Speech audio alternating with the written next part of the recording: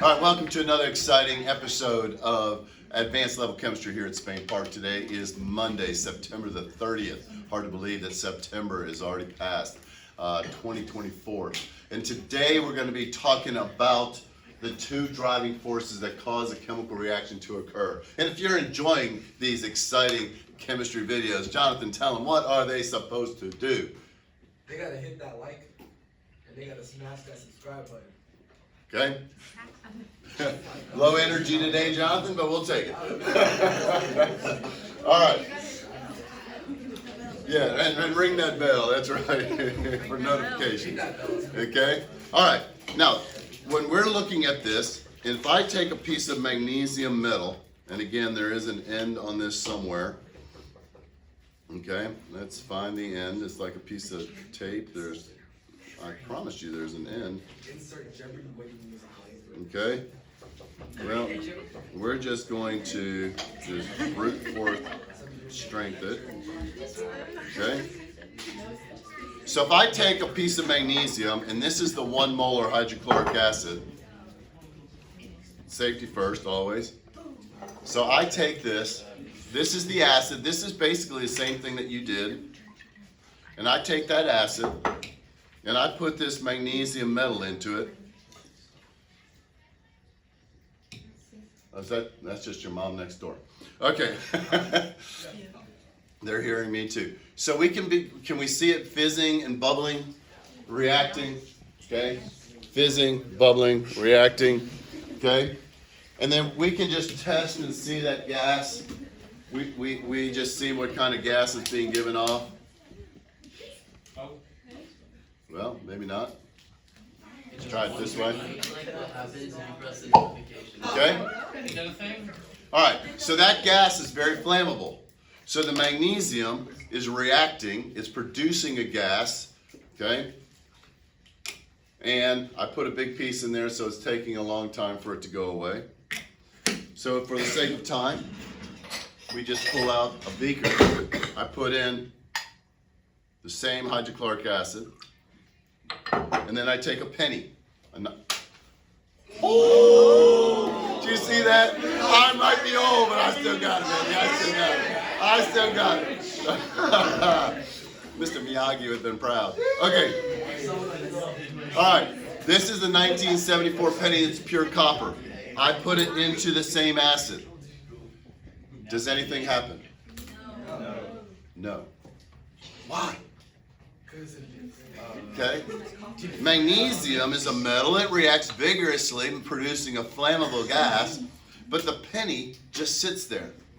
There has to be a reason. There's got to be some kind of driving force causing reactions to occur. Why do some occur vigorously? Okay. We talked about the paper wanting to burn. Okay. This paper right now, again, we talked that, hey, it's on fire right now, it's burning, but just ever so slowly. Why is it burning slowly? It takes, but eventually it does burn, okay? What's going on? There are two driving forces. One we've already kind of talked about, but we're gonna talk about it in more depth. Number one, reactions. And again, RXN is my abbreviation for reaction. Reactions tend to go to the state of lowest potential energy.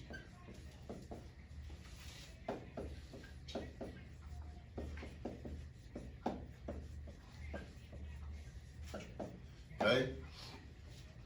So lower potential energy always means more stable and that generally means it's going to be an exothermic reaction. It's going to be an exothermic reaction.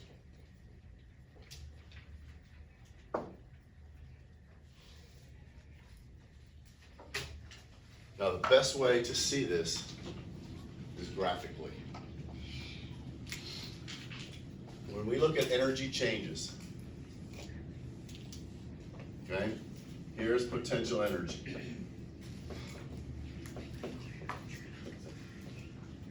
And I love this graph.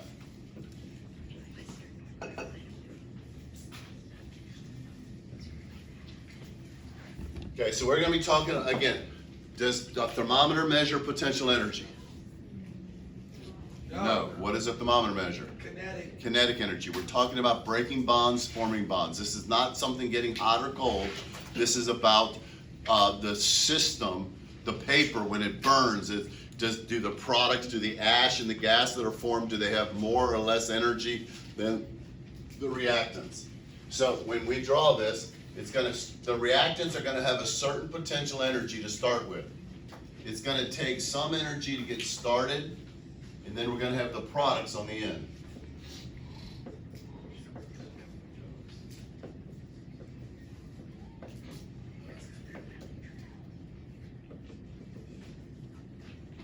This change in energy right here, the difference in energy between the reactants and the products, that's going to be what we call the heat of the reaction, delta H of the reaction. And you can come over to the side. It's equal to the heat change that occurs during a chemical reaction.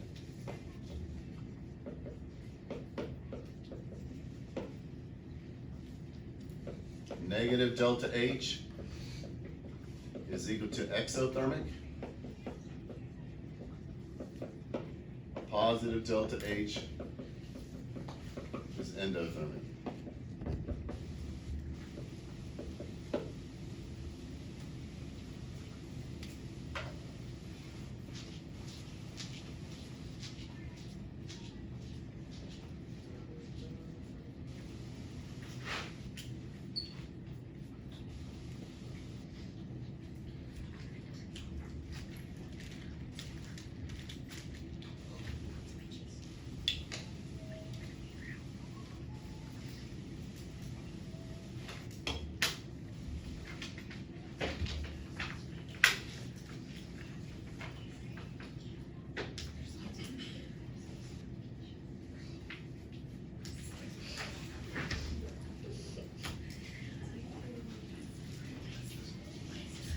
So when I take a piece of paper, like this AP Chemistry Test Study Guide, okay, it's burning right now, but it's not burning very quickly. And when I burn it, if I give it a little push, okay, if I give it a little push, okay, now it's burning vigorously. But if I go like this, it kind of slows down some, okay, but if I do this, it speeds back up, okay? And so we're looking at the energy changes, hot, okay? We're looking at the energy changes that are occurring. So I'm producing new substances, I'm producing ash, okay? But all the fire that we're seeing and all the heat that was being released to the surroundings, to the air, that's that delta H of the reaction, okay? So it's going to be a negative value. It's an exothermic reaction. Now again, remember, we talked about system versus surroundings. The paper has a certain amount of potential energy.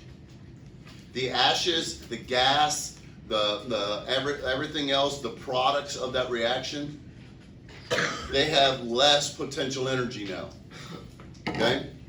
Because some bonds in the paper broke, and they rearranged to make the CO2 in the water, and that's a much more stable arrangement for the carbon and the oxygen than in the cellulose that makes up the paper. So the system went down in energy, but the law of conservation of energy says that energy is neither created or destroyed. That energy had to go somewhere. Where'd it go? Out. That was the fire. That was the heat that you felt. It went to the surroundings. So the system went down in energy. It released all of that potential energy, got released to the surroundings, which absorbed it as kinetic, so the surroundings got hot. Okay? But with the system, the products now have less. The ashes, the gas, everything that we have less energy. But why doesn't the paper just burst into flame? It wants to burn. Why doesn't it just burst into flame right off the start? Because it has this energy barrier right here. Does anybody have any idea what that's called? Energy barrier? Well, it's got an energy barrier, but I mean, it's got a name. We're going to call it E sub A. And E sub A, I'm just going to put it here. I'm just going to label this as the energy of activation.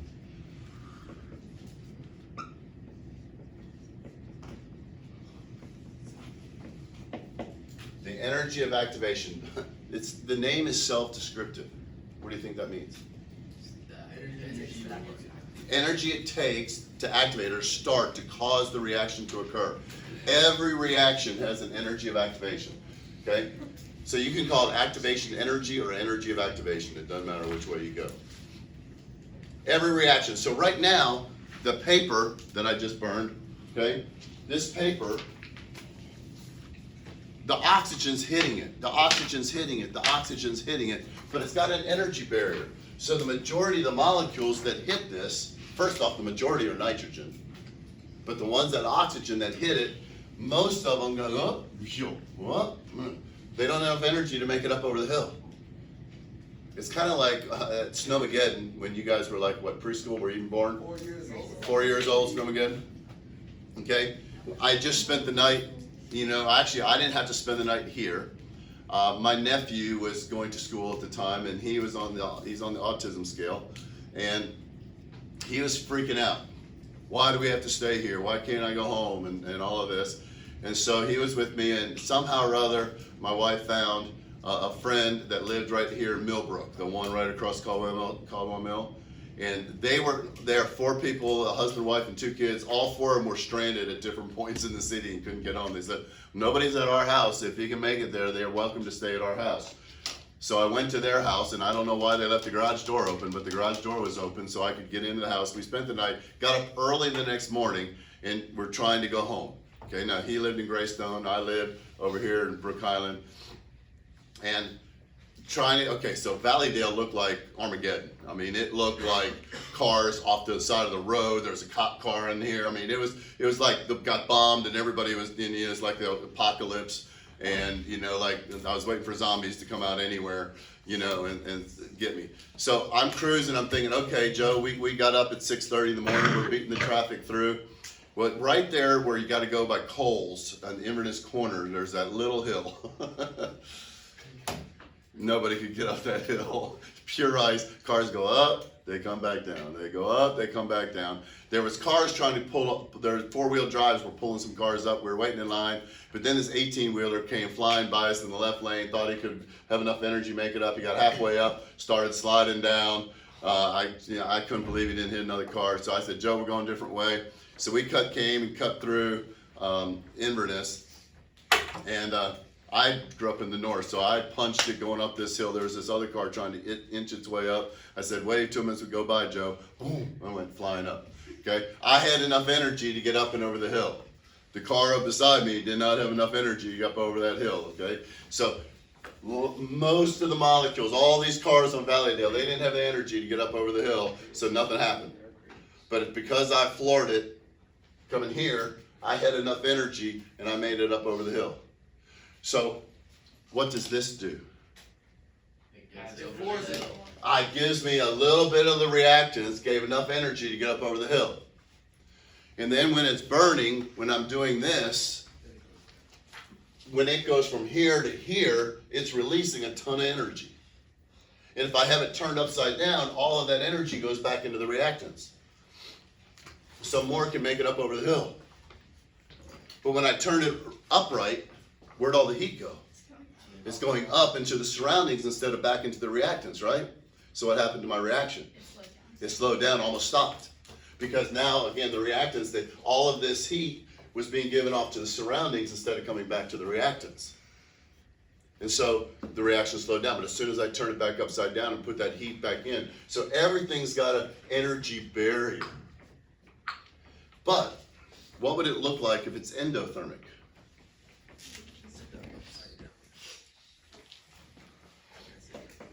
Okay, so I'm just gonna say PE now.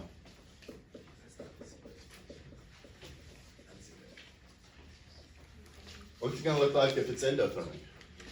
Upside down. Upside down, it's gonna have a valley. Yes. You're gonna have to go down. I would guess. It's down the What does it mean that the reaction's endothermic? It's the end of There's more, like you gain HRX. Okay, are we gonna have, are we putting energy in or taking energy out? Putting energy in, right? And so it's gonna look like, now here are my reactants. I'm still gonna have an energy barrier, but I'm gonna end up, products are gonna have more energy than the reactants. So here's my reactants again. Here are my products. Okay?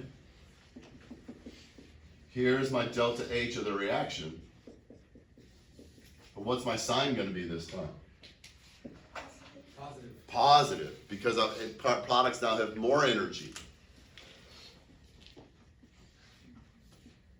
Now I still have an EA.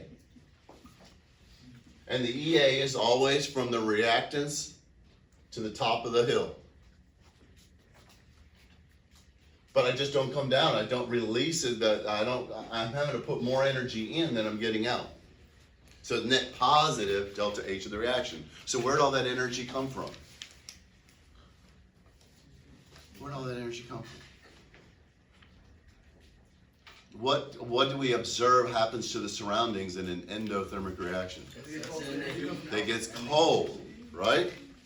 Do we do in the lab that you just turned in, was there ever a reaction? I want a girl to answer. Was there ever a time that the reaction got cold? Yes. Thank you, girl. I don't remember which one Okay. it was. Wait, it's the one. I don't remember which one it was. It was toward the bottom. It was the last. The last one, which was, you just collected it, Mr. Hobbs, I can't look at it. Is the sodium bicarbonate and the acid, right? The sodium bicarbonate. It bubbled and got cold. So it's endothermic. Okay? So the surroundings, all the energy that needs to take the reaction came from the surroundings. Sometimes there's not enough energy in the surroundings, so you have to add heat. You got to light a match. You got to do something to really push it up and over the hill. Okay? So the first driving force, so this one is the favored reaction. Nature favors this. Nature favors. Reactions tend to go to the state of lowest potential energy. So this one is what nature really favors. This is the one that happens naturally. Okay? However, do we have to do anything to make the baking soda react with the acid in that lab? No, it was a very spontaneous reaction. It happened all on its own. So there has to be some other driving force other than energy. Because in terms of energy, this is the one that nature favors. So maybe make a note of that. This is favored by nature. Everything wants to be, nature's way is to go to the lowest possible energy state. It wants to be more stable. Nature, this is what they tend to go to the lowest potential energy. Exothermic reactions are favored. Maybe we can finish that. Right? Exothermic reactions are favored. So what's the second driving force then? It's a thing you've never heard about. The second driving force is reactions tend to go to a state of higher entropy. Entropy.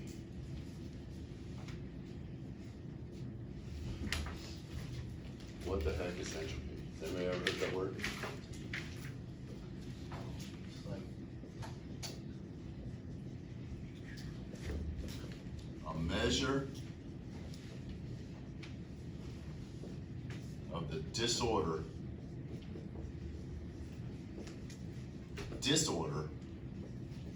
of a system. This is the second law of thermodynamics.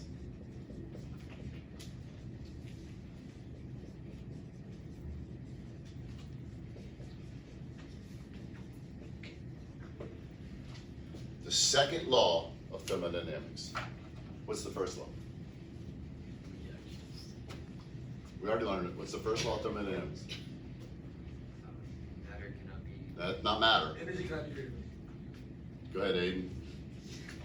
Finish what you were going to say, but change matter to energy. Energy cannot be created or destroyed. Yeah. Okay, Jonathan, you got to learn impulse control, bud. All right. So, energy. The first law is energy can neither be created nor destroyed. Just change form. That's our Q loss equals negative Q gain. Second law of thermodynamics is nothing more than everything goes to a state of disorder. How can you tell that a house is abandoned? Starts falling apart, right? Shutters are falling off, the paint's peeling, the grass is growing up, the roof's kind of shingles missing, okay? It starts falling apart. Things left to nature go from a state of order to disorder, okay? It goes from a state of, in terms of solids, liquids, and gases, reactions that produce gases are more favored, because which has more order? Things that are in the solid state. What does the word crystal mean again? Say that again, Annie? Together, but together how? In a pattern, a repeating pattern, right? Crystal lattice structure. It's a repeating pattern. And so that repeating pattern means that there's order in the solid. What happens to it when it melts?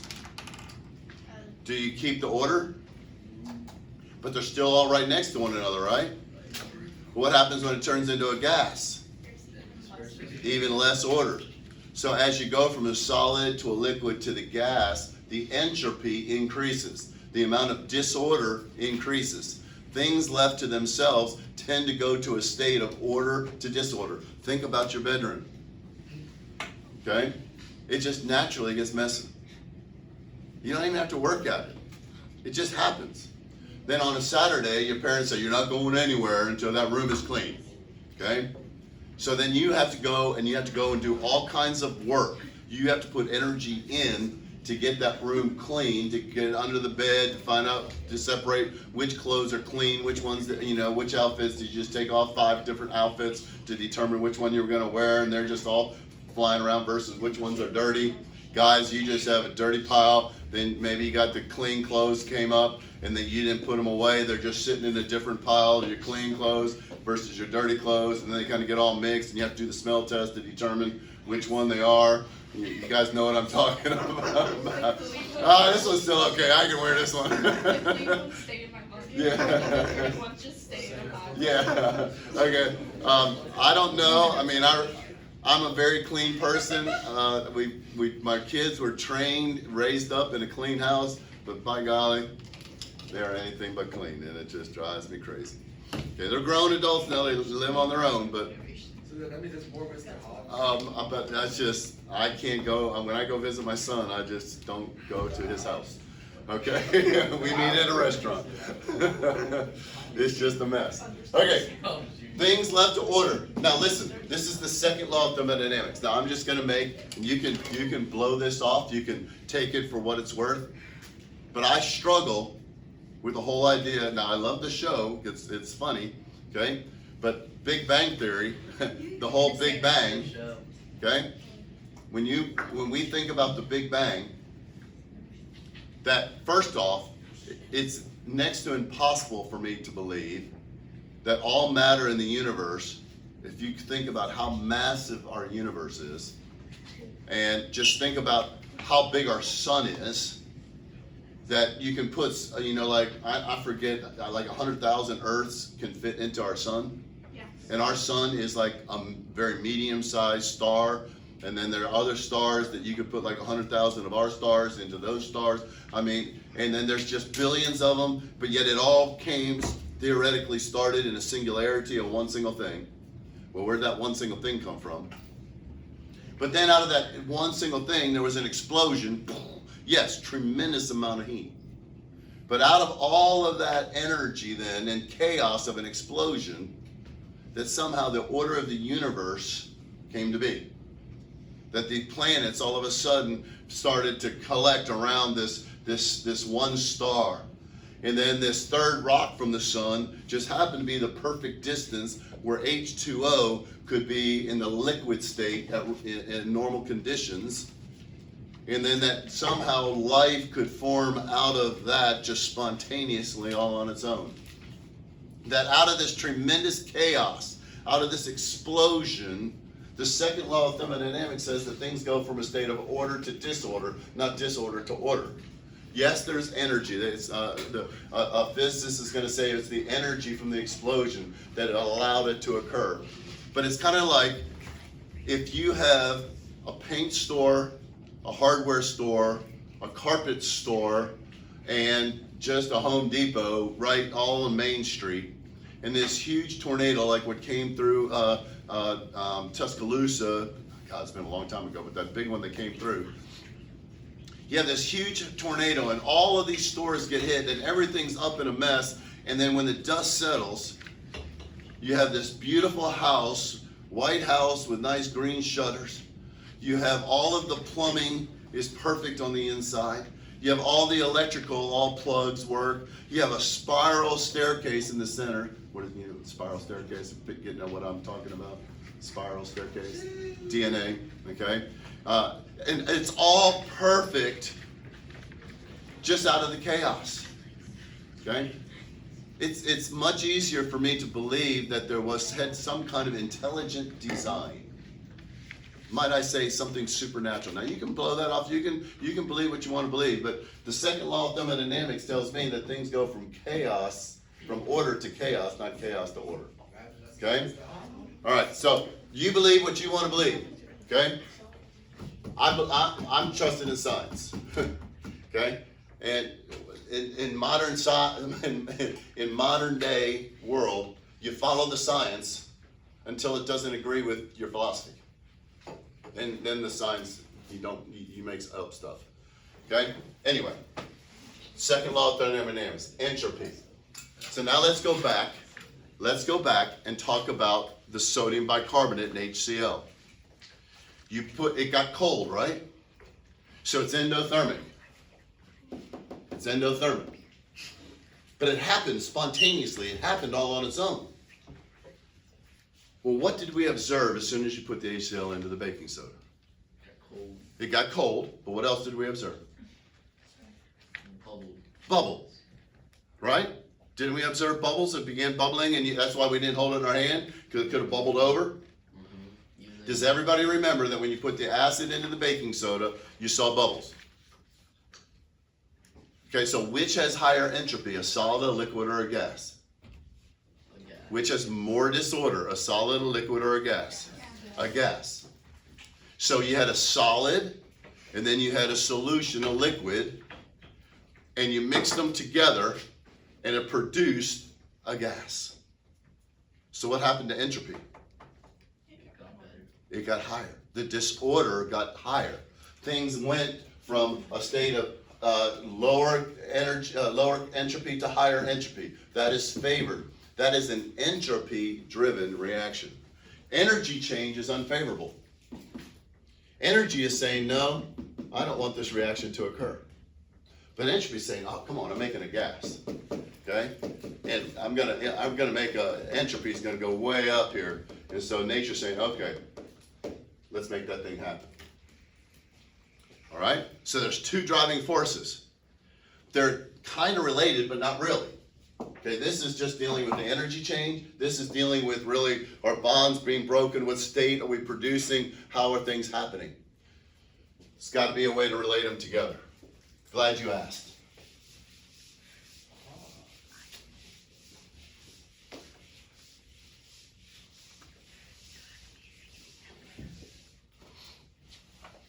We have what's called the Gibbs Free Energy.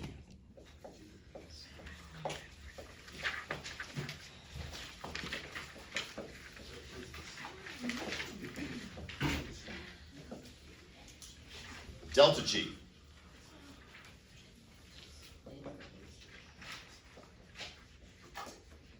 The energy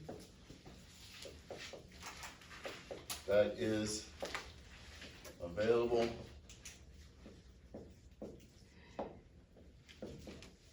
to do work at the end of a reaction. Okay?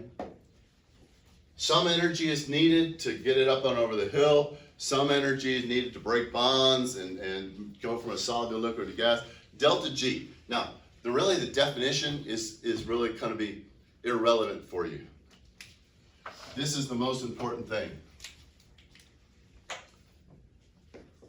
If delta G is negative, I'll write the word out. Delta G is negative, the reaction will occur.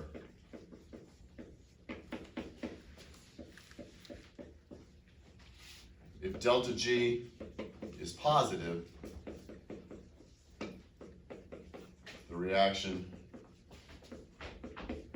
will not occur.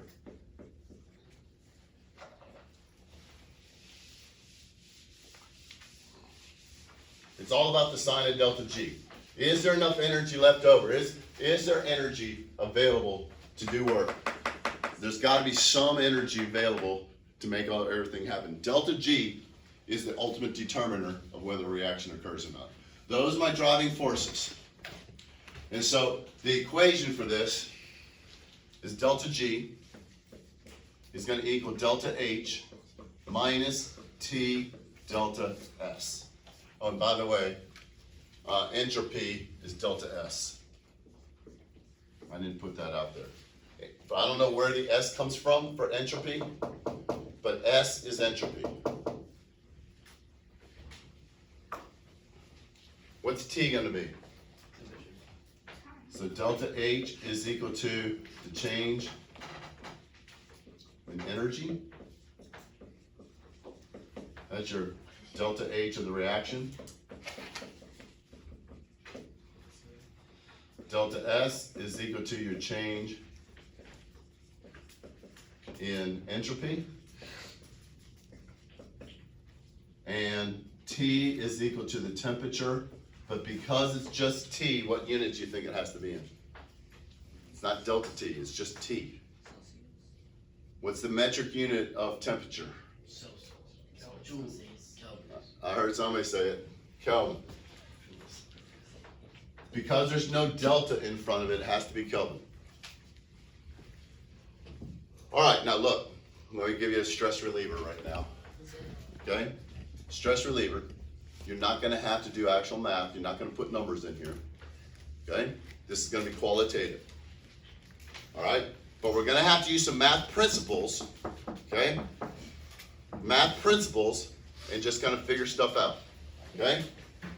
So we're going to make a table. So where we can have delta H, delta S, and delta G. We're going to have 4 possible scenarios. Okay? And this is where, I don't know if you guys do this or not, but you can play your parents against one another and trying to get your way on a decision on something you want to do. Okay? You know that one parent is going to be maybe more lenient towards something than the other parent. Okay? And so you kind of try to play the parent against one another.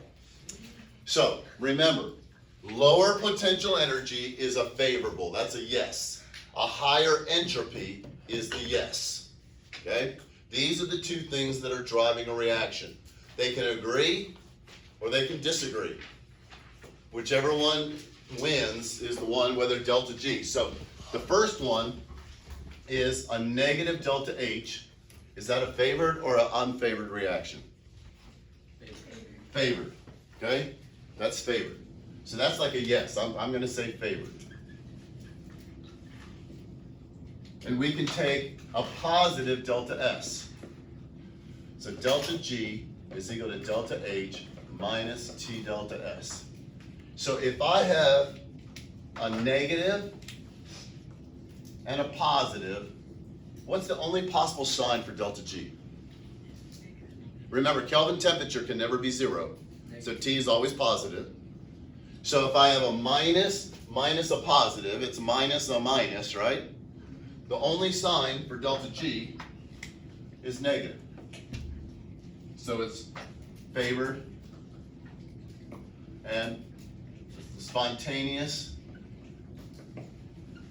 at all temps. This is like, hey, Mom, Dad, Mr. Hobbs is having a study session at Panera Bread. We got a test tomorrow. He said he's going to be there. He's going to answer a lot of questions. He's going to really help. Is it okay if I go to Panera Bread? I promise I'll be home by 8. We're going to study. You can follow me with my phone. Hopefully they're both going to say, yeah, that sounds like a pretty good idea. You can go. Okay? But what if in our second scenario, we go positive and negative? Okay? So now we go positive and negative. So now we're going to go positive minus a minus. What's the only sign for delta G? Positive. What is that going to mean? Will changing the temperature do anything? Will changing the temperature help me get to be a negative delta G? No. Nothing I do with temperature will help me at all. So this is non-spontaneous. In other words, it's not going to happen at all temperatures. This is like, hey, Mom, Dad, look, there's a group of us going down to the beach over spring break. Okay, it's going to be a group of guys and girls together. We're going to have, teenage drivers. Okay, Avery just got her license and she's going to be driving. And 5 of us are going to be in the car with her, and then Jonathan's going to be driving another car full of boys. Okay, and we're going to be going down there. We're all going to be staying in the same house, and there'll probably be some alcohol and stuff, and we'll probably just be sleeping together in the rooms. Do you think it's going to be okay for us to go? I pray